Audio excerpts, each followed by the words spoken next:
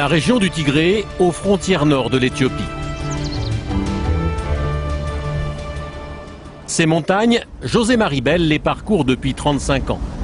Ethnologue, passionné d'art et d'histoire, il se bat pour faire connaître et préserver le patrimoine de ce pays méconnu.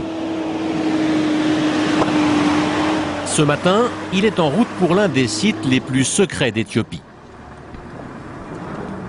Ça se mérite de venir ici. Surtout qu'après, il faut que les moines nous acceptent. En haut de ce plateau rocheux se cache Debre Damo, le plus vieux monastère d'Éthiopie. Ben voilà. Voilà Debre Damo. Nous allons tenter de grimper tout là-haut. C'est un lieu magique que j'adore. Salam.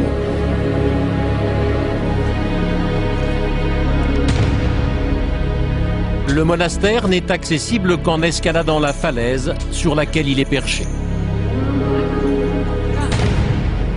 C'est ainsi que depuis des siècles, les moines orthodoxes y accèdent.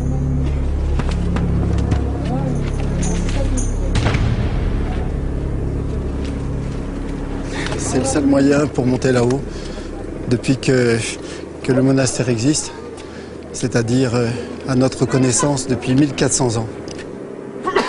Il y a de l'inspiration, hein, c'est tout. Ils le font toute leur vie. Lui, il a 25 ans. Depuis l'âge de 8 ans, il va dans son monastère.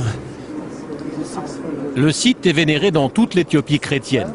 Les femmes y sont interdites, une règle dans certains monastères du pays. Comme les moines, José Marie doit grimper les 15 mètres de la paroi à l'aide d'une corde en nerf de bœuf. Seule différence, on lui improvise un harnais.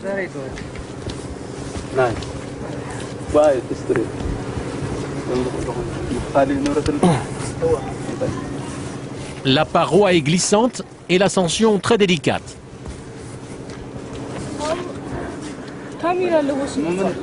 Ok. Ok. Mais au sommet, les efforts sont récompensés. Le spectacle est grandiose.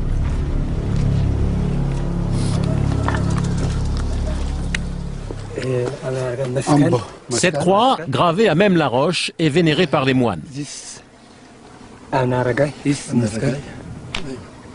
Ah, il parle de l'histoire mythique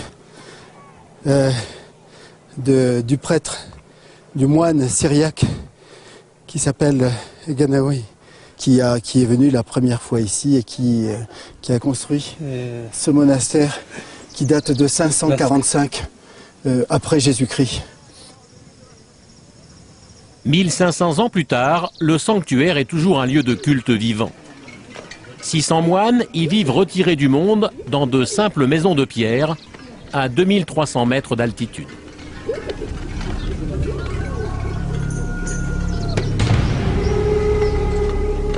Selon la légende, Debre Damo aurait été fondé au VIe siècle par l'un des 9 saints venus de Syrie, apporter ici la religion orthodoxe.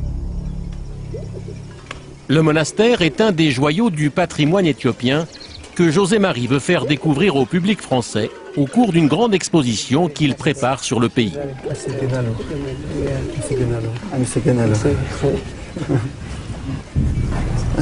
Merci. Ce qui l'intéresse aujourd'hui, c'est l'intérieur du sanctuaire. Et en particulier la richesse de ces icônes qui témoignent de l'histoire chrétienne de l'Éthiopie.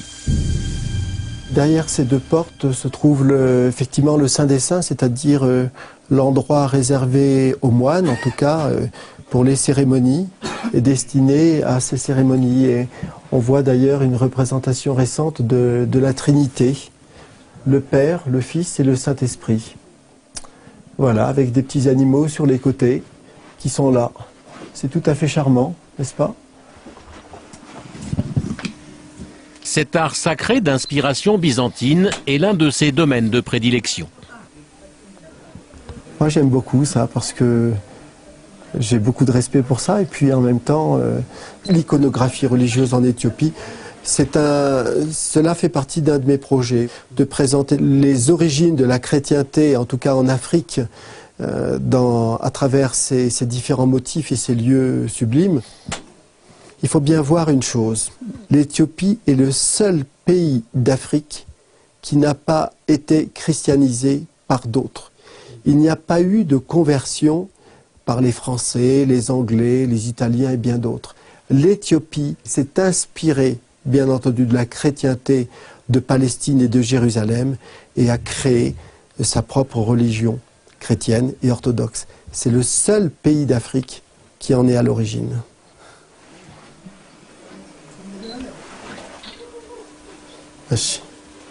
Ah mais c'est Ganal, l'usure du passage qui est extraordinaire, bien entendu.